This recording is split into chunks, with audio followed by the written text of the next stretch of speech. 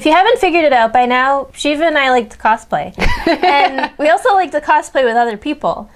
And when you're getting ready for a convention that's several months down the road and you want to have an epic group together, you have to prepare for it.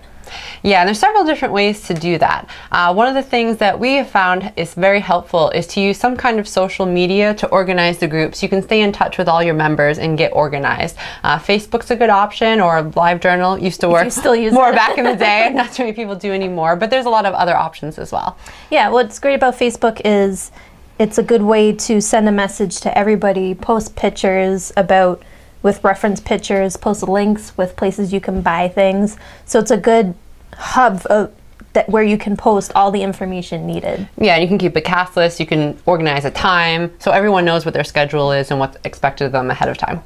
Now when you have a group together and the costumes are pretty similar, you want things to be cohesive. You want things to look the same, like the same seamstress made everything, which probably will not be happening. Hopefully not. Yeah. So you want to try and use the same materials as possible. Shiva and I did a Sailor Moon group last year, and all the Sailor soldiers use the same types of fabrics for their skirts and things like that, so that it looks similar because the costumes are so similar. Or some detail, like for instance, Sailor Scouts, we all decided we wanted like transparent sleeves as opposed to opaque, or some little detail about the costume where everyone has to kind of look the same so it looks like you planned it.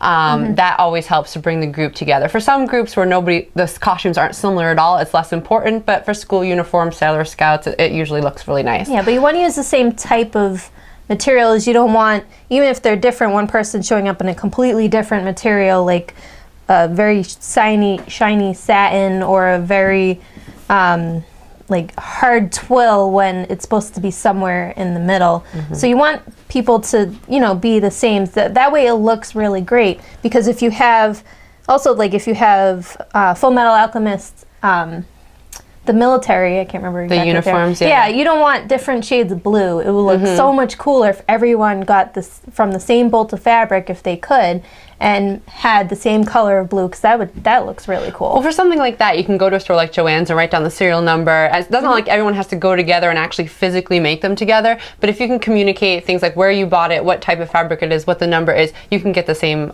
thing going on. And sometimes to kind of tie into that is that if you want to kind of share skills among the group. So if someone's really good at, let's say, resin casting, and they want to make, you all need a certain item and it also look the same, they might volunteer to make that one item for everybody. Yeah, and that way that person can order the resin in bulk, because sometimes when you order resin you need to order a bunch of it, and it's just sitting there. That way they can use the product to its best financial purpose. And that also works with, say, buying a big order of shoes. Like if it's 12 people and you're all ordering the same shoes, contact the distributor and say, hey, I need a dozen of these shoes, or I need a dozen of this type of wig. Can you help me out at all?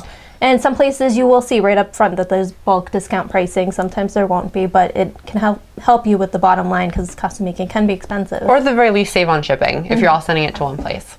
Yeah, and if someone isn't really good at sewing, but they can make like killer props, have them be your prop person, and while they make your prop, sew their skirt for them or style their wig for them. Do what your strength is. And this works really well if everyone's close by, that they can, share items. But it can work if you communicate really well if people are all across the country. Yeah, you can share techniques online. You can share progress pictures.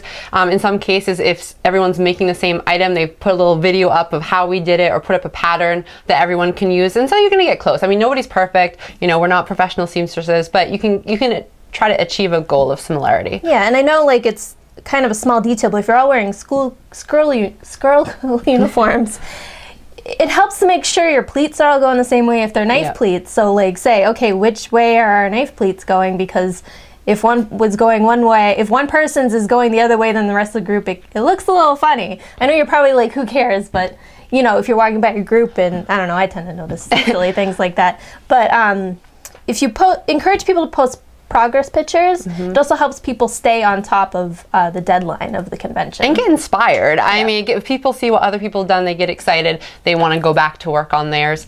And you also want to kind of help people if they get behind, give them advice, encourage them, you know, kind of be each other's support system. But at the same time, if something happens, and something always does, you can't really get mad if someone can't do it or they have to drop out. Real life is more important than cosplay. That's right, and it always happens. People get a job, things happen, you know, things happen. And you have to kind of accept that. If you are also the person who the thing happens to, you just want to make sure you're really upfront with the group, tell them as soon as you know, just to give them some fair warning. Yeah, don't let this ruin friendships. That's stupid. It is really stupid. Now, what we've really liked from doing these groups in the past is our friends have invited people we don't know, and then we've become friends with them, which is really cool. But if you need a complete group, like if you want an entire group of sailor soldiers, or if you want like all of the cast of a certain thing, and you know, it would suck if one person wasn't there, don't rely on a total stranger that you met on cosplay.com or another cosplay website, because you don't know them and they might be totally unreliable. But if you just want a group for fun, then it's totally worth, you know, going to a place like that and saying, hey, does anyone have a Chrono Trigger costume and they want to join us? Right. But otherwise, it's good to have at least somebody in the group know that person and they can vouch for them. Yeah, and that way you make new friends, and making friends through cosplay is awesome. Yes, it is.